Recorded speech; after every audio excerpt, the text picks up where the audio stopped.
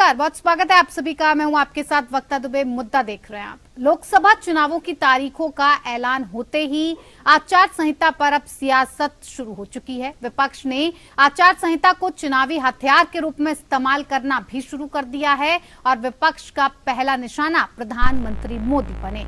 चुनाव की घोषणा होने के 24 घंटे के अंदर ही प्रधानमंत्री मोदी के खिलाफ चुनाव आयोग में 3 शिकायतें दर्ज करवाई गई हैं। एक शिकायत कांग्रेस की ओर से की गई है तो 2 शिकायतें टीएमसी ने की हैं। कांग्रेस ने प्रधानमंत्री मोदी पर राहुल गांधी के शक्ति वाले बयान को धार्मिक मोड़ देने का आरोप लगाया और कांग्रेस का यह भी आरोप है कि प्रधानमंत्री मोदी ने लोगों की भावनाएं भड़काने की कोशिश की है।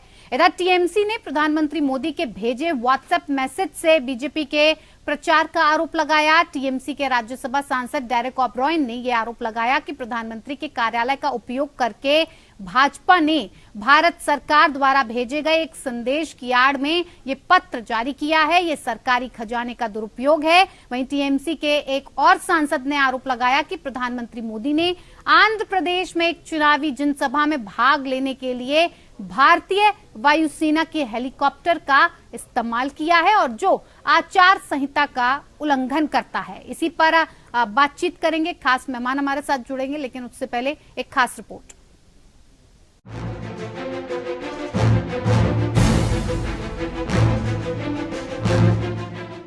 चुनावी बिगुल बजते ही सियासी संग्राम तेज हो गया है। इंडिया गठबंधन पर एनडीए हमलावर है तो विपक्ष ने प्रधानमंत्री मोदी को आचार संहिता के उल्लंघन के आरोपों पर घेरना शुरू कर दिया है। कांग्रेस ने प्रधानमंत्री नरेंद्र मोदी पर चुनाव आचार संहिता का उल्लंघन करने का आरोप लगाया है। कांग्रेस सांसद राहुल गांधी के शक्ति को लेकर दिए गए बयान को धार्मिक मोड़ देने के लिए कांग्रेस ने चुनाव आयोग से पीएम मोदी के खिलाफ कार्रवाई करने की मांग की है। तेलंगाना प्रदेश कांग्रेस कमेटी के वरिष्ठ नेता जी निरंजन ने मुख्य चुनाव आयुक्त राजीव कुमार को सोमवार को लिखे पत्र में कहा है कि राहुल गांधी ने बुरी शक्तियों के खिलाफ जंग की बात की थी, लेकिन पीएम मोदी ने इसे धार्मिक मोड़ दे दिया है।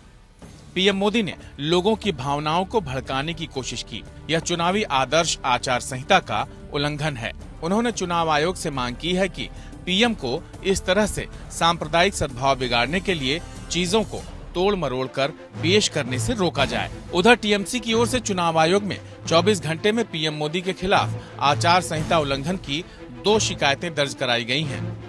टीएमसी का आरोप है कि प्रधानमंत्री नरेंद्र मोदी वाराणसी से बीजेपी के उम्मीदवार होने के बावजूद चुनाव प्रचार के लिए केंद्र सरकार के धन का उपयोग करके आदर्श आचार संहिता का उल्लंघन किया है। मुख्य चुनाव आयुक्त के लिखे पत्र में टीएमसी के राज्यसभा सांसद डेरेक ओब्रायन ने कहा है कि आदर्श आचार संहिता लागू होने के बाद 16 मार्च को पीएम का एक व्हाट्सएप मैसेज मतदाताओं तक पहुंचा, जिसमें उनके सरकार के कार्यक्रमों और उपलब्धियों पर प्रकाश डाला गया था। टीएमसी के राज्यसभा सांसद डेरेक ओब्रायन ने आरोप लगाया कि प्रधानमंत्री के कार्यालय का उपयोग करके भाजपा ने भारत सरकार द्वारा भेजे गए एक संदेश की आड़ में ये पत्र जारी किया है। यह सरकारी खजाने का दुरुपयोग है। अपनी सरकार की उपलब्धियों के बारे में इस तरह का व्यापक प्रचार प्रसार भाजपा और पीएम मोदी के पक्ष में मतदाताओं को एकजुट करने के प्रयास के अलावा और कुछ नहीं है। यह भारत के चुनाव आयोग के आदेश का उल्लंघन है। उन्होंने निर्वाचन आयोग से यह सुनिश्चित करने का आग्रह किया कि भाजपा और उसके उम्मीदवार प्रधानमंत्री नरेंद्र मोदी को सरकारी खजाने का इस्तेमाल पार्टी के चुनावी अभियानों के लिए नहीं करने और व्हाट्सएप पर भेजा गया पत्र वापस लेने के लिए उचित निर्देश जारी किए जाएं। ब्रायन ने कहा कि प्रधानमंत्री के पत्र को मतदाताओं तक भेजने में जो भी लागत आई हो, उसे भाजपा और पीएम मोदी के चुनावी व्यय में शामिल किया जाना चाहिए। वहीं टीएमसी के एक और राज्यसभा सांसद साकेत गोखले ने भी सोमवार को प्रधानमंत्री नरेंद्र मोदी के खिलाफ आदर्श आचार संहिता के उल्लंघन की शिकायत दर्ज कराई। उन्होंने आरोप लगाया कि पीएम मोदी ने आंध्र प्रदेश में एक चुनावी जनसभा में भाग लेने के लिए भारतीय वायुसेना के हेलीकॉप्टर का इस्तेमाल किया, जो चुनावी आचार संहिता का उल्लंघन है। दरअसल चुनाव आयोग ने 16 मार्च को चुनाव की तारीखों का ऐलान करते समय ये चेतावनी दी थी कि आचार संहिता के उल्लंघन से सख्ती से निपटा जाएगा। आचार संहिता के नियम चुनाव प्रचार के लिए सरकारी मशीनरी के इस्तेमाल पर रोक लगाते हैं। 1975 में इंदिरा गांधी को आचार संहिता के उल्लंघन के कारण ही अयोग्य घोषित कर दिया गया था। 1971 में राजनारायण ने इंदिरा गांधी के खिलाफ रायबरेली से चुनाव लड़ा था। इंदिरा बड़े मार्जिन से जीत गई थीं, लेकिन राजनारायण की एक शिकायत से इंदिरा को सत्ता से 6 साल दूर रहने की सजा मिली थी। आरोप था कि इंदिरा गांधी ने चुनाव लड़ने में अनुचित लाभ पाने के लिए रिश्वत, सरकारी मशीनरी और संसाधनों का इस्तेमाल किया था। यह केस इंदिरा हार गईं, जिसके बाद 1975 में इमरजेंसी लगी। अब इस तरह के मामले में पीएम मोदी फंसते नजर आ रहे हैं। Bureau report, APN.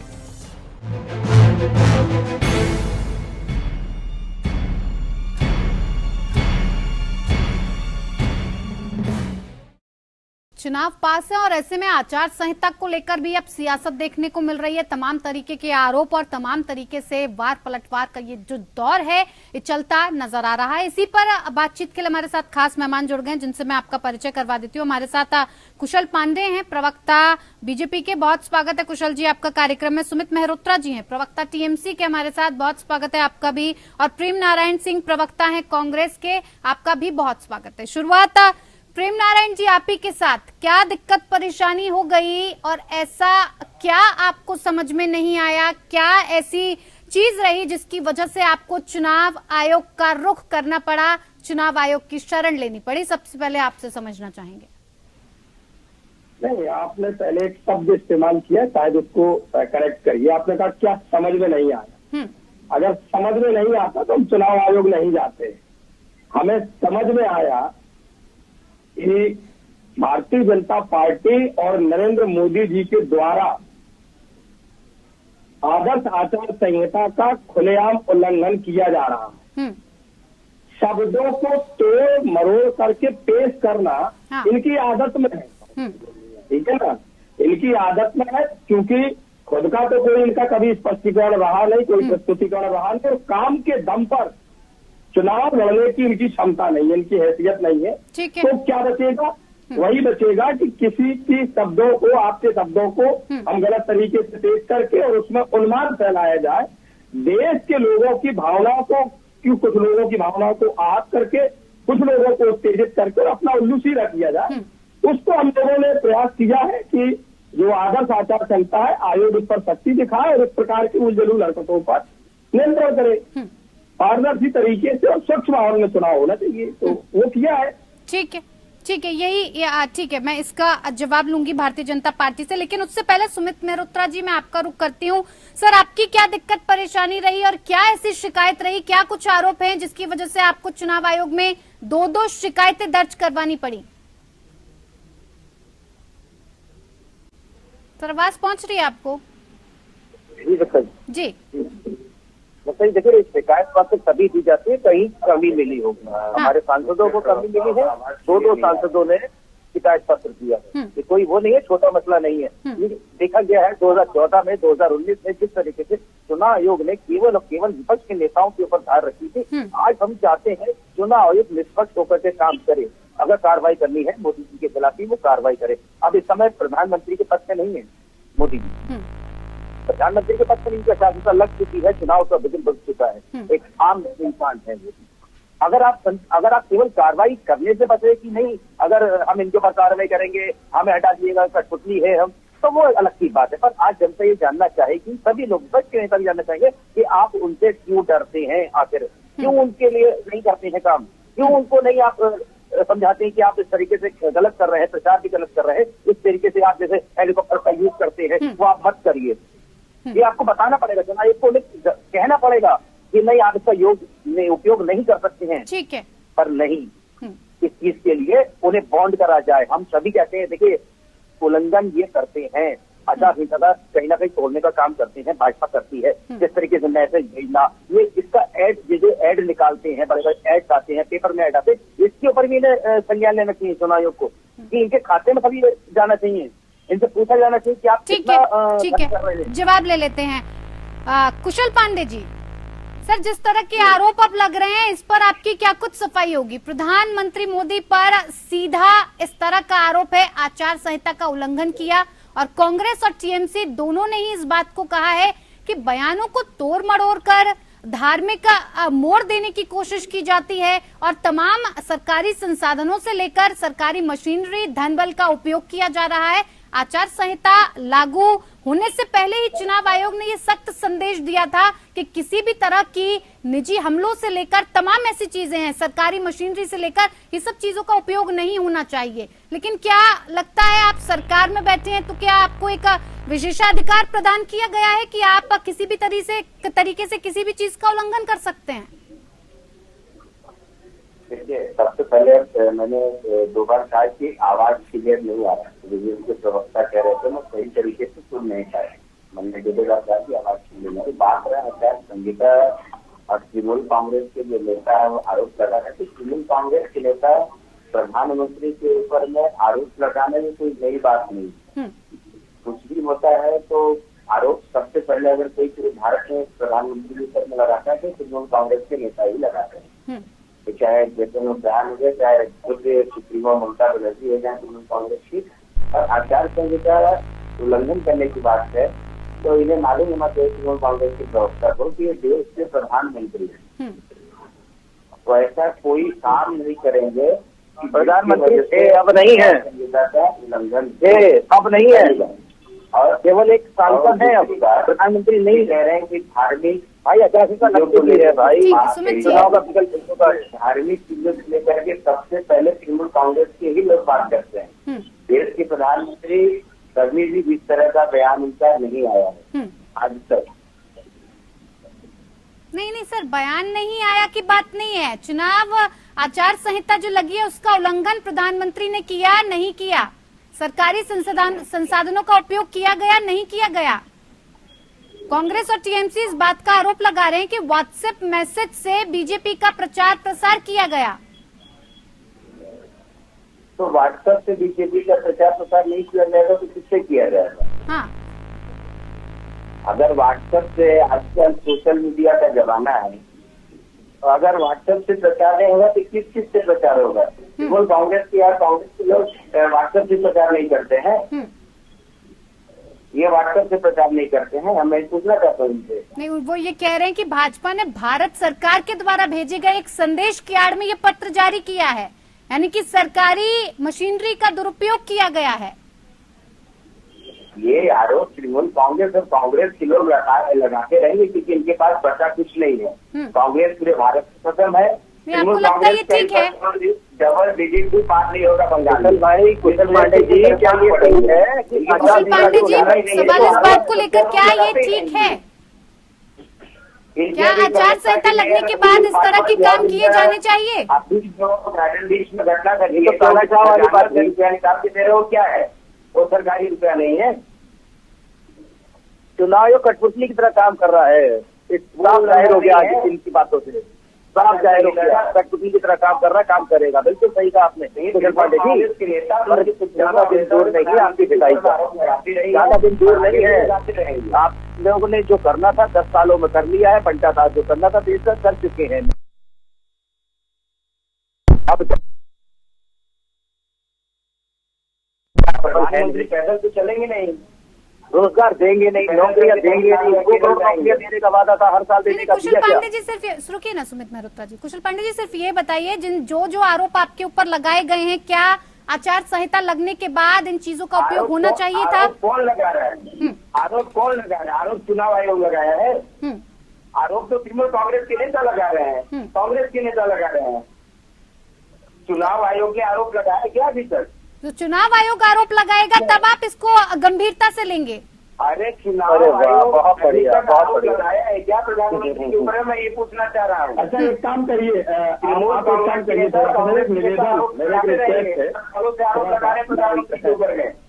नहीं सर, आपको याद दिला दूं कि ऐसे ही एक मामले में आपको याद होगा, इंदिरा गांधी का चुनाव रद्द कर दिया गया था और 1971 में जब ये आचार संहिता का आरोप लगा था तो वो केस हार गई थी और इमरजेंसी की हालत और स्थिति बन गई थी। वही क्या चीजें आप दोबारा से लेकर आना चाहते हैं? वही स्थिति बनाना चाहते हैं, ये कहना चाह रहे हैं? सुमित जी रुकिए ना, मैं वापस लौटूंगी ना सर। करने का क्या आरोप लगा था ये तो मुझे नहीं मालूम है, लेकिन आज जो आरोप लग रही है प्रधानमंत्री के ऊपर में, क्या ये साबित हुआ है क्या? ये तो तृणमूल कांग्रेस के नेता लगा रहे हैं आरोप।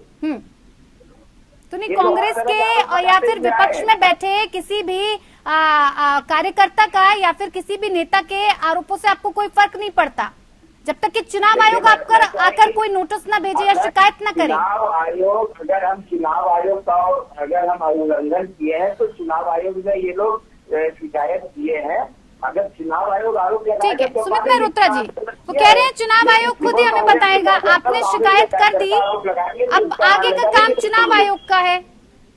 बिल्कुल बिल्कुल सही कहा उन्होंने, क्योंकि चोर और राजा दोनों एक ही है। चोर और राजा दोनों एक ही हैं। बिल्कुल सही कह रहे हैं। चुनाव आयोग तो हम पे कार्रवाई करेंगे तो हम उनसे कह लेंगे हम राजा हैं, आप चोर हैं, आप चोर हैं, आप हम पे कार्रवाई करेंगे, आपको अपनी नौकरी खोनी है क्या? ये वही आलम पैदा कर रहे हैं, तो निकटता वाला ही माहौल पैदा करने की कोशिश कर रही है।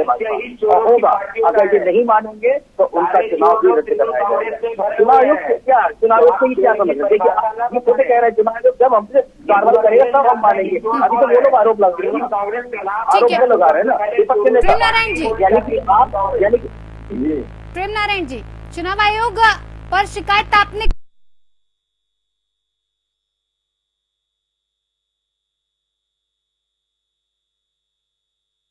पार्टी और तमाम विपक्षी दलों मोदी सरकार से डरते हैं और इसी वजह से तमाम आरोप लगाते रहते हैं। नहीं, पहली चीज तो मैं आपको बताऊं, बहुत अच्छी चीज, मैं अब और कुछ कहने की बजाय में एक चीज कहना चाहूंगा। पहले तो आपसे रिक्वेस्ट करूंगा कि जब आप डिबेट करते हैं, बहुत आपका सम्मानित चैनल है और लोग बड़ी विश्वसनीयता के साथ आपके चैनल को और आपके कार्यक्रम को देखते हैं, तो इसमें पढ़े लिखे लोगों को डिबेट में बुलाया करिए। और दूसरी चीज, मैं आरोप नहीं लगा रहा हूँ किसी से, आप कुशल पांडे जी से ये पूछिए कि आदर्श आचार संहिता क्या होती है और उसमें किन किन नियमों का पालन किया जाता है और किन किन का नहीं किया जाता है। श्रीमान जी भूल जाते हैं, अभी बोल रहे थे कि वो व्हाट्सएप पर प्रचार नहीं होगा तो कैसे होगा। अरे मेरे भाई आया करिए, थोड़ा सा पढ़ लिख करके आया करिए, नहीं होता डिबेट के पहले आधा घंटा पढ़ लिया करिए। प्रचार प्रसार होता है लेकिन उसका लेखा जोखा दिया जाता है, किसने किस चीज पर कितना कार्य किया और उसका वित्त आय और व्यय का लेखा जोखा दिया जाता है। पहली चीज, आप आदर्श आचार संहिता के उल्लंघन की बात कर रहे हो, व्हाट्सएप की बात कर रहे हो, मैं ये कह रहा हूँ 2 दिन के अंदर आपके ऊपर अभी एक केस और रजिस्टर्ड होगा। जो राशन कार्ड की दुकानें हैं गांव और शहरों में, राशन जो वितरण होता है उसमें अब चूंकि आचार संहिता लगी हुई है, उसमें नरेंद्र मोदी और योगी आदित्यनाथ का फोटो लगा हुआ झोला कैसे बांटा जा रहा है वो भी नहीं कर सकता, वो भी आदर्श आचार संहिता का उल्लंघन है। तो ये पढ़ लिख करके आना चाहिए, इनको होना चाहिए जानकारी क्या है। अब ये कहते सर आरोप गलत है। भाई चीन का विदेश मंत्रालय खुल के बोल रहा है अरुणाचल प्रदेश हमारा हिस्सा है, उसमें भारत का कोई वो नहीं है और उसमें तो कांग्रेस आरोप नहीं लगा रहा ना, आप उसको नहीं बोल पाएंगे। हालांकि मैं आपकी डिबेट को इतर नहीं ले जाना चाहता हूँ, लेकिन इनको बता रहा हूँ आप आरोप किसी के सुनेंगे नहीं, आप कहेंगे आयोग करेगा तो फिर कोर्ट और आयोग को देखना पड़ेगा। कोर्ट ने इलेक्टोरल बॉन्ड को आपको जवाब ले लेते हैं। कुशल पांडे जी जवाब दीजिए प्रेम नारायण जी का। हेलो कुशल पांडे जी जवाब दीजिए। प्रेम नारायण जी जो बात कह रहे हो आज के टाइम की बात नहीं है। आज जो सोशल मीडिया का जमाना चल रहा है, व्हाट्सएप पे जो प्रचार चल रहा है, चाहे व्हाट्सएप हो, चाहे फेसबुक हो, चाहे यूट्यूब हो, चाहे इंस्टाग्राम हो, हर एक चीजों को जो प्रचार चल रहा है, हो सकता है ये लोग इन प्रचारों मैं बता दूं थोड़ा सा गाइडलाइन पढ़ते आना चाहिए मेरे भाई। उल्लंघन का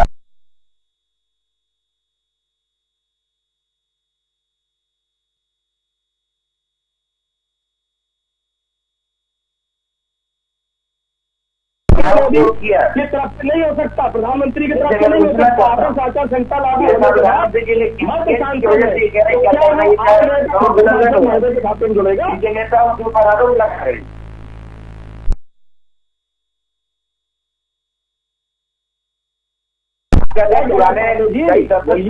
पहले का ये 2024 से सरकार 2024 से सरकार 2014 से सोशल मीडिया आया है। अरे धन हो प्रभु, आप कभी भी पुराने लोगों में अरे भाई चैनल वाले देखिए, इनको आवाज कम जा रही है क्या? किसने कहा सोशल मीडिया नया आया है? पढ़े लिखे नहीं है या सुनते नहीं है? मैंने ये कहा और यही शिकायत है हमारी। जो भी कार्य करता है, आप वॉल पेंटिंग भी कर सकते हैं, आप होर्डिंग बैनर भी लगा सकते हैं, आप पैसे कंप्लेन की बात करते हैं, लेकिन उसका जगह देना पड़ता है। ठीक है, चलिए बहुत बहुत धन्यवाद। ज्यादा वक्त मैं नहीं दे पाऊंगी। बहुत बहुत धन्यवाद आप सभी मेहमानों का हमारे साथ इस खास पेशकश में जुड़ने के लिए। मुद्दा में फिलहाल इतना ही। नमस्कार।